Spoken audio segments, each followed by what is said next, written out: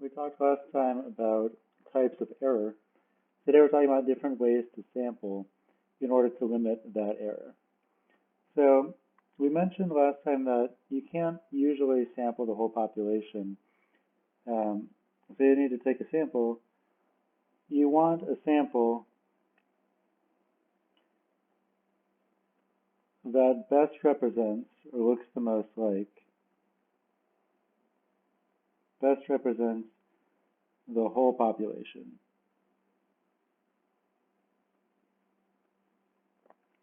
So going back to short read, you have around 1,200 students. You want to survey maybe 360 of them because you don't have all day. And so you need to figure out who am I going to ask to get the best representation. So say you're me and you want to improve your musical taste. I'm going to ask people who their favorite artist is. I don't know on my own.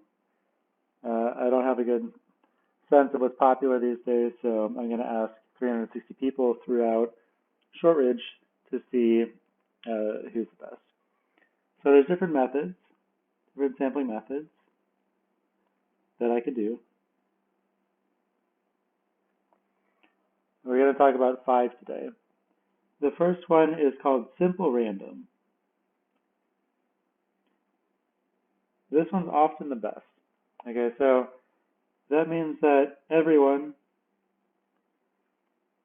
has an equal chance of being asked. In order to do that, we're going to think about drawing from a hat, like a raffle. In order to do that practically, I could arrange everyone's name in the entire school alphabetically.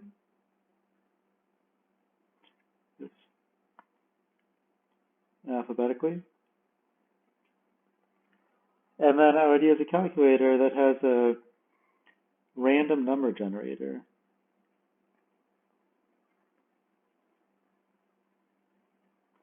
To figure out which people I'm going to ask. So everyone's in order alphabetically. I got 1,200 students. I want 360 random numbers between 1 and 1,200. Maybe I get 5, then 962, then 317, and so forth. So whoever is the 5th person in the list, the 962nd, the 317th, those are the people I'm going to ask. It doesn't matter who they are, except I already assigned them numbers based on the last names. I'm going to ask those people. Okay, so second is similar, but I'm not going to use a random number generator this time. It's called systematic. Because it's not going to be random, it's just going to be instead evenly spread out. So just like last time, I'm going to list everyone. You can think about it as doing, say, every 4th person, or every 10th person, or every 3rd person. I'll see what that looks like. I'm still going to order people alphabetically.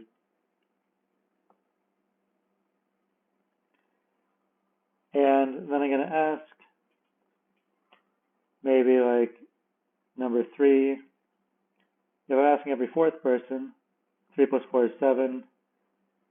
7 plus 4 is 11, 15, 19, and so forth. These are the people I'm going to ask. Okay, so I need to ask every 4th person. I'm going to start with the 3rd person, add 4, add 4, add 4, add 4. So I end up asking about 1 in 4 people. This is not really better than simple random, but it is sometimes easier to do if the people are coming in a little bit at a time. I don't have to wait until they're all there to start asking them. All right, 3 more methods. The next one is called convenience,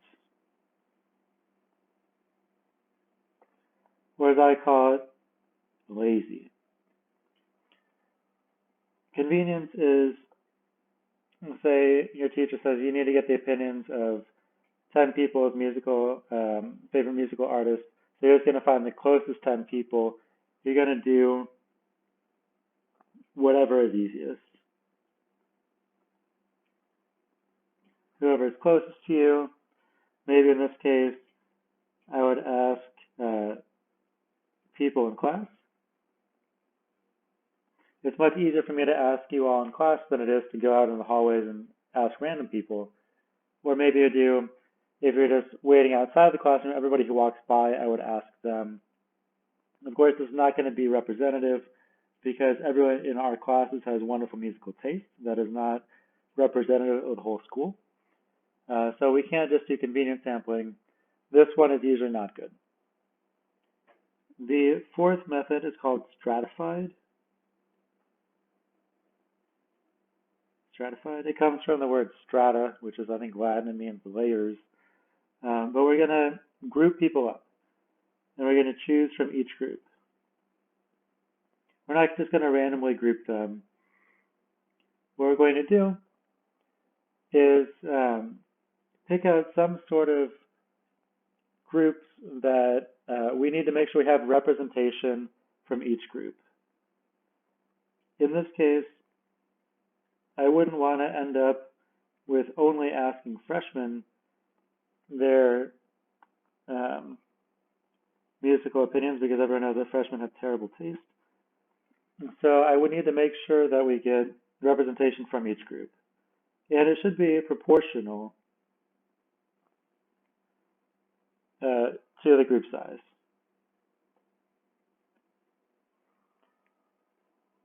So this is going to be random. So once I decide what the groups are, in this case, freshman, sophomore, junior, and senior, I'm going to randomly ask a certain number from each group.